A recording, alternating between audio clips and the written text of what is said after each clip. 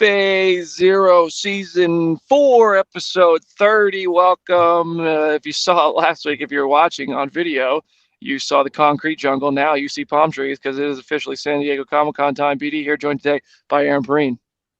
What's going on, everybody? BD has filmed 4 straight episodes of Phase Zero inside of a car. We're just going to keep this rolling. We're Is that slowly going to true? become carpool karaoke. No, it's like 3, though, I think. Oh my God. It's true, though. I'm just on the move. I don't even have a home anymore. We got Jamie Jurack. Hello. I wonder if you'll pass any Marvel filming locations this time. I will. Maybe I'll pass a Fantastic Four banner, though. I mean, we know San Diego Comic-Con has taken over the city here. So this is our final news show before San Diego Comic-Con tomorrow night, Deadpool and Wolverine panel, Saturday night, Marvel Studios panel. We are going to be live after the Marvel Studios panel. We might be live during the Marvel Studios panel. We're still trying to figure that out. And then Sunday, room 29AB, you can come hang out with us, San Diego Comic-Con. Please do. This is the Kevin Feige update show, basically, because there hasn't been a ton of news that if it's not coming out of Kevin Feige's mouth. So this is all from the Deadpool and Wolverine press tour, where I think Kevin Feige has done more press than he's ever done before for any movie in the past. And we're going to try to recap as much of that as possible. And I know there's a lot to run through, so I think we should just jump right into it. Right, well, I'm hopping right in. So, BD might see the Fantastic Four down there in San Diego, but you know what he ain't going to see? Eternals 2. While talking to Inverse, What a transition! delightfully, Kevin Feige said, unfortunately, there's no plans for Eternals 2. So he said there's no immediate plans for Eternals 2. There are, and I think you've seen maybe in a trailer we released recently, an acknowledgement of some of those events, certain giant things coming out of the ocean. So, Eternals Hive, I know you're a Legion. I know I also would have liked to see it follow up other than Tiamat's big old hand sticking out of the ocean. What do we think? I wasn't the biggest Eternals fan. I liked it. I wasn't clamoring for more, but it does bum me out that we're not getting more, especially because there was a time in the Marvel Studios history where the fact that the first movie didn't do great wouldn't have mattered. I mean, we went from Thor: The Dark World to Thor: Ragnarok, no problem. If they had decided from Thor: The Dark World, oh well, we're giving up on Thor, we never would have gotten Ragnarok. So I'm surprised that this is happening, but also it's not just one hero, right? Like, that's a lot of schedules to put together. That's at like 8 very famous, busy people. So I feel like there's probably a lot of factors more than just the movie didn't do well.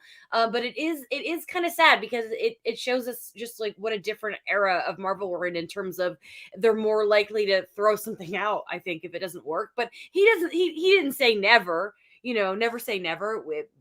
It could always happen eventually, but I don't think it's happening before these next 2 Avengers movies. Yeah, I agree with what you said. Things are definitely different now. I also want to point out, though, like if Iron Man 2 or Thor: The Dark World were the first movies for those heroes, their future might have been a little different.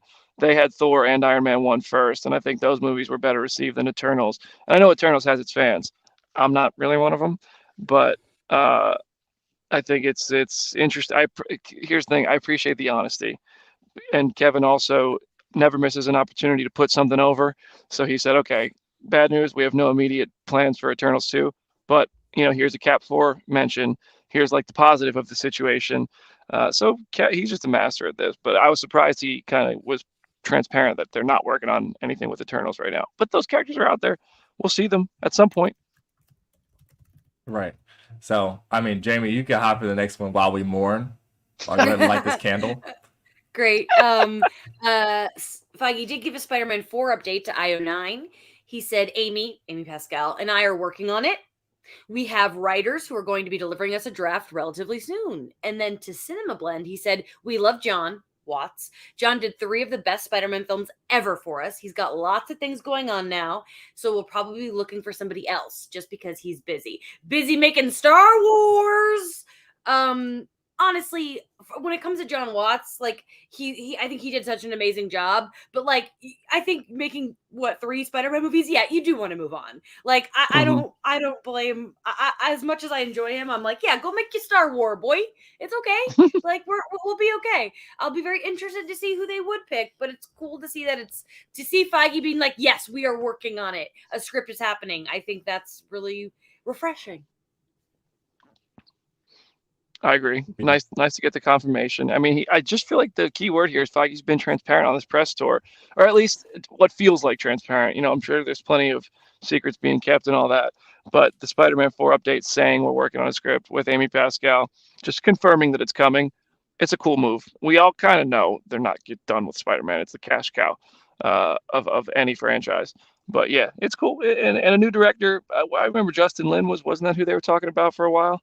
Oh yeah. As a possible director, so it's not really surprising. But props to Sean for getting an answer on that. He interviewed Feige right before I did, and he told me about that, and I was like, okay, good. I definitely know not to ask about Spider-Man because Jermaine already did, you did, so let's not waste the question, and because we're going to link to that story anyway.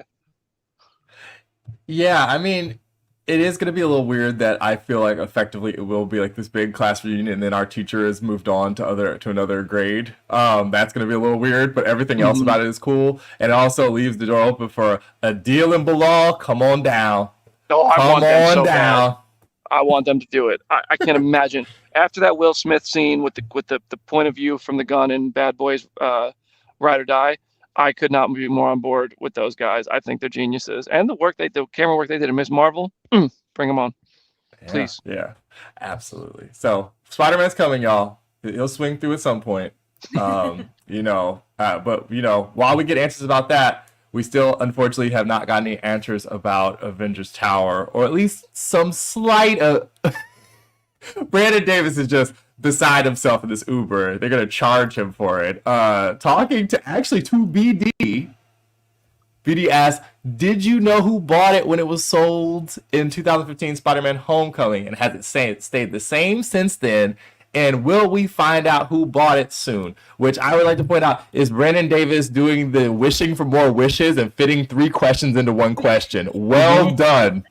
Thank you. And Feige said yes, yes, and yes. So the whatever the plan was for Avengers Tower hasn't changed, which is kind of cool, right?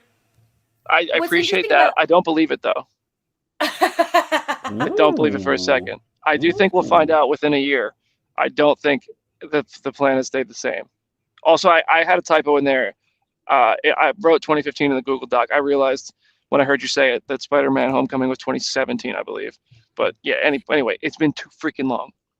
That's what I was going to say in terms of I don't believe that it's been planned correctly since Spider-Man Homecoming either, because I think we all feel like the most likely answer is Fisk, right? Like we don't know, but I think that all of us think that that is the most likely. And if that's true, they didn't know that in 2017. They did not know that they were bringing back this world. But maybe it's not him, and then then Feige didn't lie.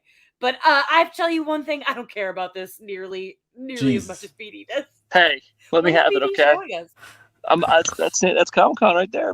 Passing everything Oh, right now. Oh man. Yeah, look at that. Maybe I'm looking for the Fantastic Four banners. Oh my They gosh. can't be far. They, Brandon, while you're giving us a tour of San Diego, you want to give us a tour of what's going on with Nova? Since okay, this I mean, was since he just drove by, you got anything to announce for us, buddy? this is my opportunity. I'd like to let everybody know I have been cast. No. We're waiting until Saturday for that, right? wait, No. before you move on to Nova, a lot of people are like the Baxter Building. Yes, I guess that is the other. Like that is probably I what's going to guess. happen. I think Uh, that's likely. But if we're in another universe, I don't know, guys. yeah. See, Fantastic Four is not set in the sacred timeline, so therefore it's probably not the Baxter Building. Um. Oh, thank you. I'm great. How are you? Thank you. All right, wait, hold on. Do the next story because I'm going to mute myself while I get my stuff out of the car. You got it. Jamie, go ahead. Are we skipping Nova? We'll come back Yeah, to for it. right now. Yeah. All right. Well, We're speaking doing- of Fantastic Four, and Feige talked to Cinema Blend about it. He said Mac Shackman is very, very good at utilizing visual effects. The most important thing to us, the stretching's got to look cool, the rocky exterior of the thing has got to look cool, the flames have got to look cool, but it's all about the characters, it's all about the family, it's all about those dynamics. So the minute we got that cast and that we've announced signed up, 90% of the work was done. That was the focus. That is what the focus of the movie is. Sorry, guys.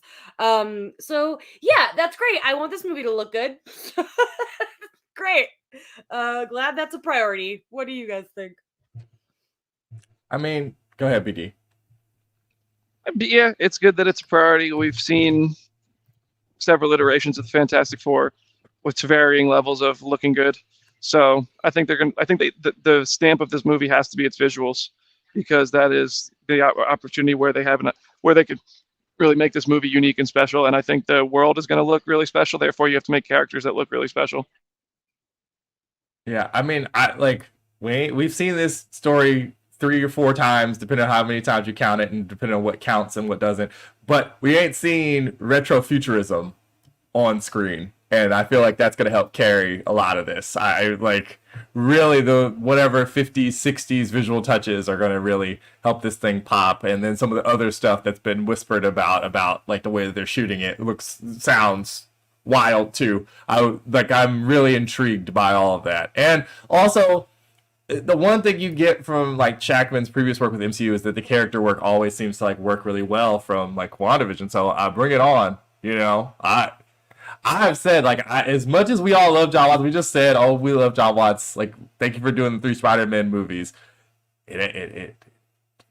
WandaVision, man. What? Like, come on. Yeah. All right. My faith is obviously in the man who made my favorite thing ever. So, you know. Of course. Great. All right. I'm going to take us back a story. I'm going to go back a story because I'm seated. So, the Russo brothers are the hot rumor, obviously, right now. I expect them to be at Hall H this weekend. I wouldn't be shocked. But I asked Feige, hey, I said, you're looking for directors for your next Avengers movies. The hot rumor right now is the Russo brothers, and his dodge was expert level. He said, is that the rumor? I said, yeah. He said, what was the rumor 2 weeks ago? I said, I think it was Sean Levy. He said, what's going to be the rumor next week? I said, maybe me. And he laughs and he goes, oh. And he said, you're going to direct it? I said, no, what I want, Nova. And he said, oh, you want to direct Nova? And I said, no. I want to see this project. So we ended up going back and forth, and he told me Nova will be here in the next 3 to 4 years. Richard Rider. I think I just summarized it, but we have the full clip actually, because he masterfully dodges with the Russo brothers question, and then pivots in. I pivot that because I'm like, I'm not wasting another second here. We only have 8 minutes. I'm not wasting another second talking about the directors because I see you don't want to talk about it, so I respect that. Let's move on. Move to Nova. Peter, can we play that clip? Choosing directors for your next Avengers movies. The hot rumor right now is my guys, the Russo brothers. I love those guys. Yes. Is that true? Are you talking to them? What was the hot rumor 2 weeks ago? I think Sean was in there. I think. What's going to be the hot rumor 2 weeks from now? Me, hopefully. Hey! No, I want Nova. That's what you want to direct? Yeah, I want to be part of that project in any way. You've been talking about it for years, Brandon. Yeah, I'm trying to will him into existence. Where is he? It's coming together. Is Nova coming? Richard Rider. Do you think that is more of a movie or show type of character? A show. Show. Yeah. Interesting. Yes. Okay. Any idea when, maybe? No, I mean, it would be 3-4 years out. Okay, that's fair. That's fair. By the time it happens, I'm going to be too old to play Nova, but still. This man was spitting. Kevin was just being open. It's a show. It's Richard Rider, and it's within 3 to 4 years. I think the 3 to 4 years is just kind of, I don't think we can hold him to that. I think when he said like, well, it's 3 to 4 years, I think that was like at least, because they clearly have so much to do. Unless he's just about to drop a bomb on Saturday. Daphne Keane lied straight to my face. And let me tell you something. I went up to Daphne Keane at the Deadpool Wolverine premiere, and I said, Daphne, you lied to me. And she said, I did. And you bought it. She didn't say that part, but that was the subtext of the tone. So yeah, the Nova stuff is very exciting to me. The Russo brothers is an expectation, and the Nova is an exciting thing that I will believe only when I see it. But thanks for Feige for the details. Richard Rider and a show. Let's go. LFG, as Deadpool and Wolverine say. I want to shout out BD for how smooth that was. Like, you got so much in that quick second. Like, also Feige, like, messing with you a little bit in terms of, like, what was the rumor last week? And, like, that could have tripped you up because, like, somebody, like, may not have known the answer to that question or been like, oh, yeah, and you fucking, oh, sorry. That's my first F-bomb ever on the show. Yo, I'm dead. Oh, that's funny. That's the Thank first you. time Thank I've you. ever done that. It's Deadpool week. It's Deadpool week on Phase Zero. It's fair. It's Deadpool week. Yeah, it's okay. We get one. So it's okay. We welcome to the club. Jenna and I are there. We've warmed it up for you. Aaron's Aaron, last. we are waiting your entry, Aaron. Oh, it'll come at a bad time. Trust me. It'll come at the worst possible time possible. It'll be angry from Aaron. Oh man, it's gonna be something crazy. It'll be Blade related. Watch. It'll be Blade related. Watch. I wish we were allowed to just let a little looser on here because I'll be honest, I talk like that when I'm not on camera. That's just human being. I'm from New Jersey. Like I'm not all buttoned up when the camera's not rolling. Yeah. Here we are. I can't believe it took me 4 years, to be honest. 3 years. How long have we been doing this? Yeah. Oh man. All right. So what do we have any more of the before the break? What else is left? No. Oh, sweet. Okay. All right, everybody, subscribe to the channel. We're going to take a quick 1 minute break, and then we have more Feige updates. These ones are a bit more centered on Deadpool and Wolverine and X-Men stuff. So hit the subscribe button, share our show, and we'll see you in a moment.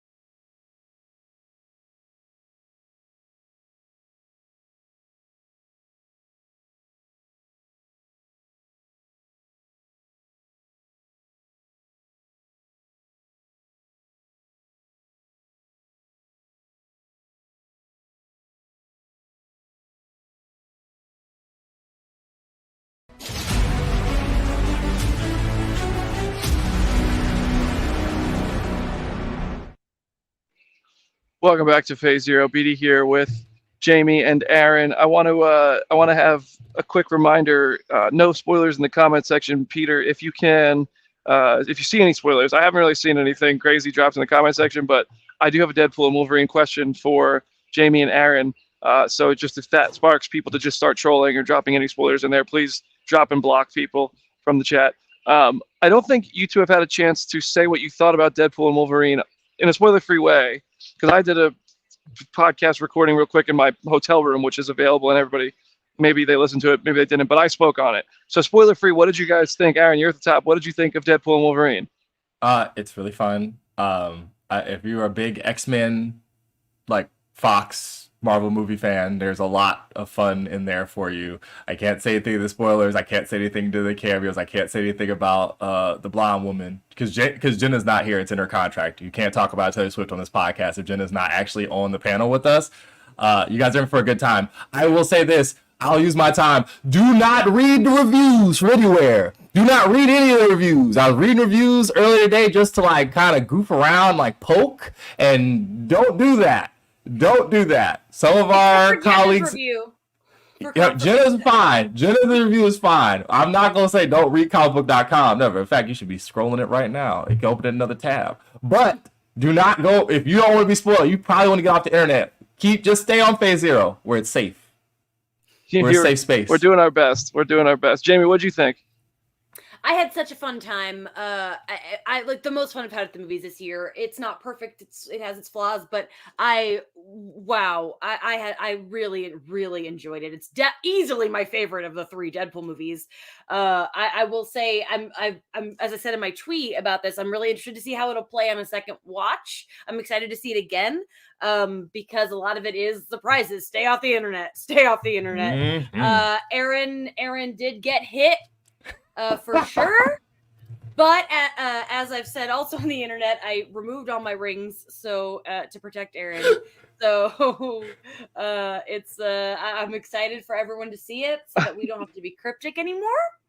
And it was if you listen to Phase Zero, you're gonna like this movie. I think like this movie is for you. Yeah, I actually emailed the Disney rep when they asked me for my thoughts on the movie, and I said I literally feel like this movie was made for me. Like I love this, the Marvel of it all. It's good stuff. But this is a great opportunity to remind everybody. Friday morning, we will have our Deadpool and Wolverine review with spoilers. That's going to broadcast at 9 a.m. Pacific time. I think it's 9 a.m. Pacific time. It might be 9 a.m. Eastern. I don't know. It's going to be available on podcast platforms and on YouTube and all that. We already recorded it, so when you're listening to it. No, we're not live. We're not going to try to pull the wool over anybody's eyes. We're not live. We already recorded it because I just got to San Diego. I was home for 10 hours last night. We had a window where Jenna and I both were available. Aaron and Jamie were available. We knocked it out real quick because we all saw the movie on Monday. But that does mean we're not going to talk about the Thursday panel during that show. If something happens on Thursday that's so big, maybe there will be an emergency pod. We'll see. But we'll cross that bridge when we get to it. We'll figure it out. We have no idea what to expect from the Deadpool panel Thursday. But since we're talking about Deadpool, since we're talking about mutants and X-Men and the MCU and all the Avengers and everything on Phase Zero, Avengers versus X-Men, I do want to see it, and I want it to be a multiversal war. Aaron? Yes. Which, yes. Are you? I'm acknowledging you. I'm acknowledging you. Acknowledging the Avengers versus X-Men tribal chief? Yes, yes. Oh my gosh, this is my new Nova. I'm just going to start pushing this as my dream because I'm not a huge fan of the Avengers versus X-Men comic. I'm really not.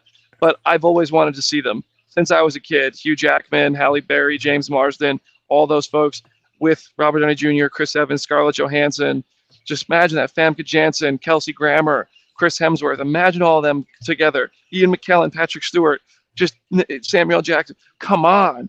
I always wanted to see that, and now we can. So I brought that up to both Hugh Jackman and to Ryan Reynolds, it's Hugh Jackman and to Kevin Feige at the junket. And I don't know which clip we have first. Either one, I think it's fine. But Peter, roll one of them. Let's just hear what they say about it. When the first X-Men came out, I was 9 years old, and I fell in love with I just fell in love with that world. I fell in love with the characters, and then 8 years later, the MCU came along. I fell in love with that world too. Iron Man, the Avengers, all of them. Hugh, what was the Big Bang like? Hot. That's what kind of made me realize what movie rights are, because I was like, oh, that's why the Avengers can't meet the X-Men. Now they can. Yeah. So I'm curious, when you were a part of those movies, thousands of years ago, what were you? Did you have those thoughts back then? Like, oh, it would be so cool to have this happen. And do you kind of hope that's the direction it's going now? Maybe.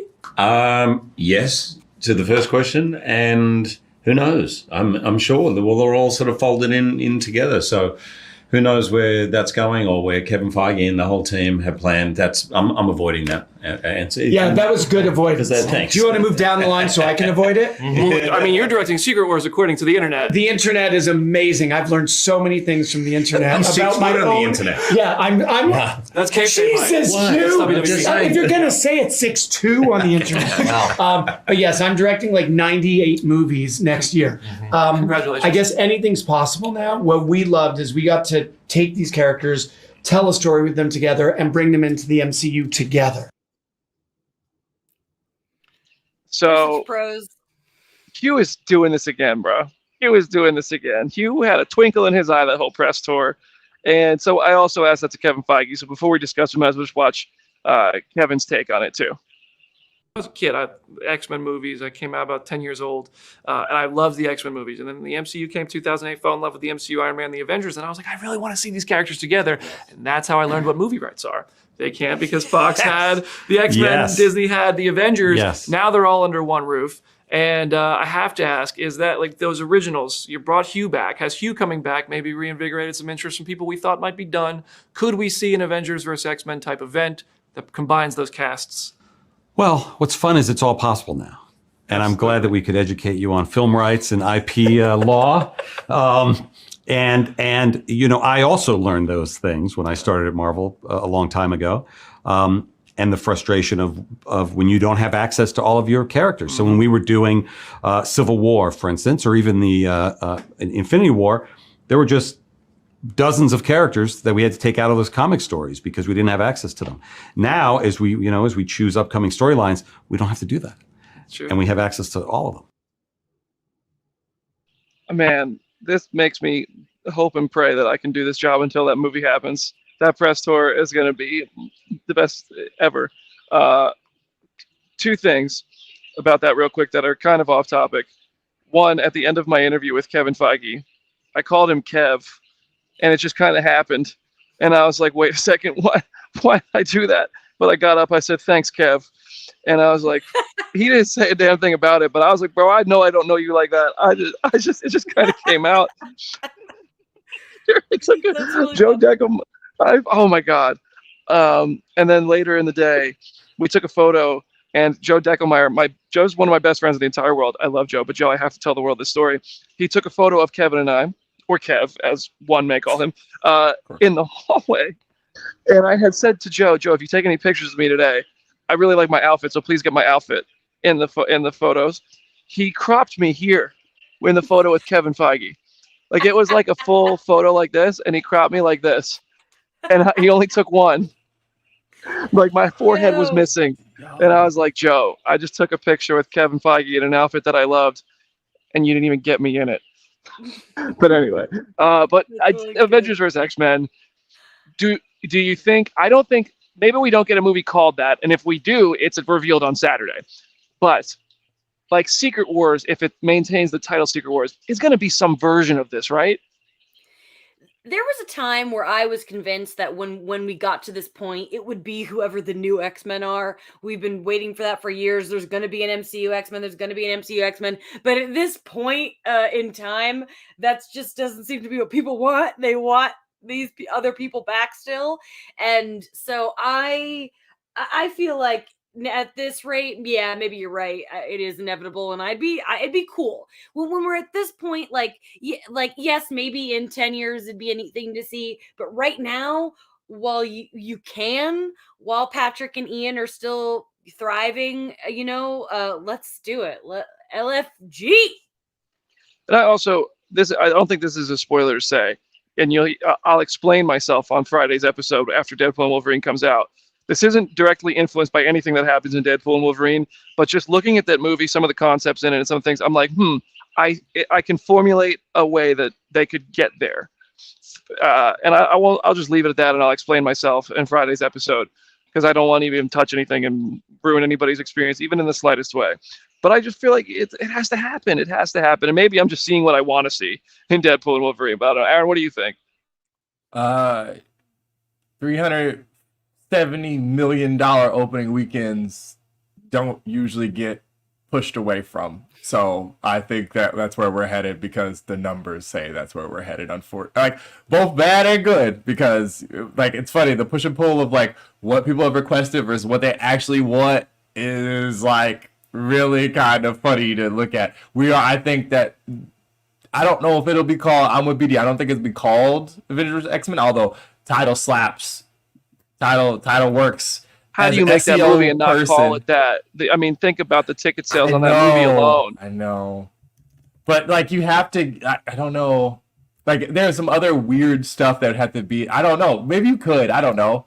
We all eat from food places that are like hot chicken or good pizza now because it works for SEO. So we just do that. No, Occam's razor style. It's going to be called Avengers vs. X-Men: Doom of the Fantastic Four. Sure, why not? And get somewhere every keyword in JK there. is pumping his fist because the SEO on that is money. Yeah, I think it's probably where we're going now, just because. I want it. I'm not going to lie. You go back to the Secret Wars comic, and Aaron, I think what you're feeling is that they're going to do something from the original Secret Wars comic, which was, they're open about how it was a cash grab. They wanted to put all the heroes in one thing to sell toys. I don't want that. I want this to make sense. I don't write these things. There's a reason I don't. But this weekend, I really want to talk about my idea of how we could get there. Completely making this up. This isn't, I promise I'm not taking anything directly. It's fully just like imagination. Come on back Friday, y'all. Yeah, come on Friday. So we'll leave it at that. We can save that conversation for later, just in case we even reference something by accident, but it's not even anything I want to reference. It's just anyway. I want it. It's what else we have? Adam, what else we have to talk about today? Jamie. Oh my goodness. Well, Feige talked to discussing film about, whether or not Downey and Evans will return as Iron Man and Cap. Something we've talked about a lot on this show. And he said, that's the key, right? How do you do it in a way that maintains what has come before and in a great way? And we've been spending, the last 2+ years figuring that out for Wolverine. So what's to come? We'll see. He said he also said, we're just proud that I think, have figured it out for Wolverine. I think Hugh's appearance and starring role is a great sign that it can be done if great care is taken. And during the press conference, he referred to this time at Marvel Studios in the MCU as the mutant era. Interesting. Yeah, I'm glad that he's aware of this. Like, it's all about writing. It can be done. If it can be done, do it. Don't just do it so we can see Robert Downey Jr. again. Like, do it right. That his send off in Endgame was so good. It is hard to imagine, but literally what he said. I think they really pull it off with Hugh and Deadpool and Wolverine, and I think that you listeners will agree. Man, Hugh's work as Wolverine in Deadpool and Wolverine. I don't want to just have like the recency cloud and sit here and be like, it's his best work. I think Logan is incredible. So I don't know if he tops his performance in Logan, but the way they write the character and the way he performs what is written for him it's top tier. It is incredible work. And I loved it. Hugh's performance, the character, poof, it's good stuff, man. It's good stuff.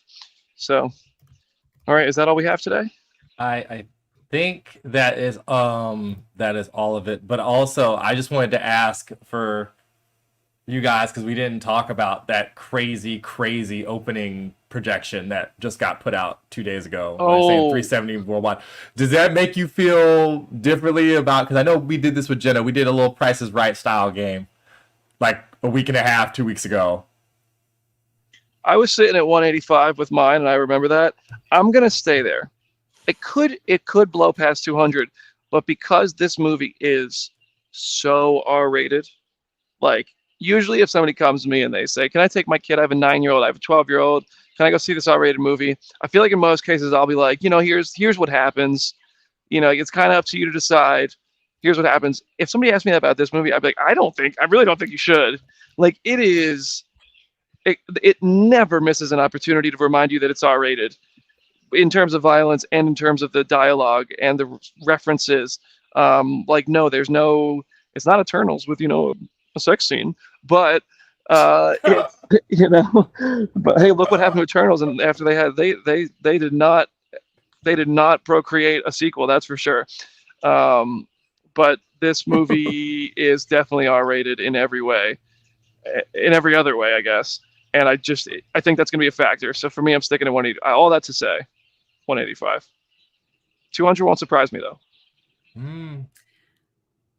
I have no idea. I'm bad at this game. I will say, though, that there was a time where I was like, I don't think it's going to reach 1 billion.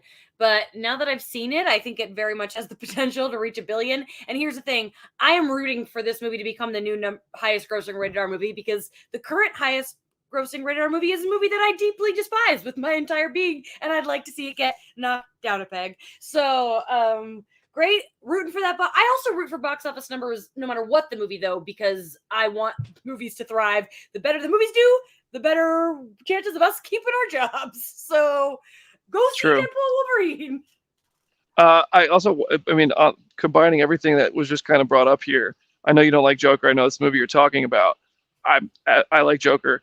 But I remember during the Joker press, it was very clear Todd and Joaquin were not going to do a sequel. This was a one-off movie. They only want to do. Joaquin Phoenix doesn't do sequels, and then it became the biggest R-rated movie of all time, and now it has a sequel. So Marvel, which is the sequel factory, having a movie that beats that, they're not gonna not follow it up. Come on. But I think 1 billion is 100% happening. The FOMO on this movie once people start to see it, and the word of mouth's already kind of like turning up because people have seen it. I got people in comments who've seen it, but yeah, like I can't imagine any scenario where this doesn't blow the doors off everything. Also, the halo effect of this summer of movies have been so funny because the entire first section of it was people worrying like, oh god, it's all falling apart, and then the second that Bad Boys came out and then Inside Out 2 came out the next week, everything's been fine. Everything but Horizon, sad, sad, sad. But everything else has done at least at projections, if not higher. Like Twisters just had an wild weekend for a spiritual successor movie to a 90s disaster movie. I think this thing is going to crush. Absolute crush. I think Deadpool is going to do so well that I also did interviews for Trap this week in M. Night Shyamalan's movie, which opens a week later. And in the interview with M. Night Shyamalan, I asked him, which I'm saying this here for the first time because it's not even published on our site yet, but I said, Knight, you finance your own films, which gives you a ton of creative freedom that other directors don't get, but it also means you are literally more invested in your films than other directors are because you are financially invested in it. In a crowded landscape like summer 2024, you're the week after Deadpool and Wolverine and a week before Borderlands. Like, how do you consider those things, and how do you try to get people to go see your movie, which is an original movie, competing with those? And it was probably his most thoughtful, long answer of the entire interview. And he just talked about how he really loves making original films. He wants to make more original films. And he said something along the lines of like, if a nurse is at work and sees the trailer for Trap, she might think, oh, that movie looks really good, I want to see it. But then 3 weeks later, that nurse is going to forget about Trap. But if somebody says to that same person, Deadpool 3 is coming out, they're going to remember Deadpool because they know Deadpool. So he's like, we just have to compete with that sort of thing. And it was a really interesting answer from him. And I appreciate that Knight just does want to keep making original films. And I followed this up. This is what I said to him, and I will say it now because I believe it's valid. Yes, franchises, people love franchises. Bad Boys is proving that. Twisters is kind of a franchise. It's a sequel, but it's proving that. And Deadpool is about to prove that again. But the appetite for original films is coming back. A24 is showing that. Oppenheimer, Barbie, like a lot of movies that are one-time new ideas are doing very well sometimes. Not always. There's a lot that don't. But I think the appetite is swinging back a bit. But Deadpool, anyway, I don't remember how I got there. Yeah, Deadpool's about to print money. You ready to see Josh Hartnett stalk around a concert, Jamie? I'm so excited for Trap. I just caught up on I didn't watch his last 2 movies, and I just watched them because I've been like I'm in the zone. I'm in the Trap zone. Put Hartnett back in my eyeballs. I'm a millennial, baby. I love Hartnett. All right, y'all, we got to wrap this up because we got to set Peter free because he's got to go record an interview or do an interview for the Character Sheet, which is another YouTube channel Comic Book has, which is a great channel. It's doing very well, and everybody who listens, if you're into it's like Dungeons and Dragons and gaming and all kinds of, it's a lot of cool stuff. So go check that out if you're interested in those things. Aaron, any last words for today's show? It's at Someone Like Hornet. Keep it locked on this space. We're going to be covering all this stuff. Brandon's just not going to sleep. We finally got him out of a car, but that doesn't mean he gets to sleep though. I'm in a car because I don't even have a home. I'm in a hotel. Yep. I'm probably going to leave here and just go film a bunch of stuff at Comic-Con and just get a video on the Phase Zero channel of all the Marvel things I find immediately. So there will be videos coming to the channel as well. So yeah, sleep. Don't know her. Jamie, any last words for today's show? Yeah, sorry I said a bad language word. Follow me at JV Jurek on Letterboxd and Instagram, at Jamie Cinematics on Twitter. I've got some cool interviews coming to the site today with Ashley Eckstein about Comic-Con stuff, which is really cool. And when you go see Deadpool and Wolverine this weekend, you're going to want to talk to your neighbors. Just wait till the movie is over. You can talk about it after the movie. You're going to want to take pictures of the screen. You don't need to do that. That's not your job. That's illegal. Keep your phone away, keep your mouth shut, and enjoy the movie you've been waiting years to see. Exactly. Couldn't have said it better myself, so I wouldn't even try. Thank you all so much for hanging with us this Wednesday and every Wednesday for eternity. That is our show. We will be live Friday morning. Well, not live. We will have a new episode Friday morning with our review of Deadpool and Wolverine with spoilers and our 10 scores and a full Easter egg breakdown. We caught so many Easter eggs for this one. Like, honestly, I think this is our best work. Saturday night, Marvel Studios Hall H. Sunday, 12 p.m. Eastern time, we will be on stage. 29AB, come hang out with us. Thank you so much for joining. Stay subscribed to the channel because there's lots of stuff coming. more exclusive interviews from Deadpool and Wolverine. Aaron Stanford episode is coming. The Marvel Studios press line Saturday night. Those interviews are coming. It's going to be a lot of fun. So thank you all for subscribing, doing all this, making it all a possibility for us to be doing this stuff. We're going to do an in-person episode for the first time in way too long. So don't miss it. Play our show for your mom. Play it for your dog. We will see you sooner than we usually do.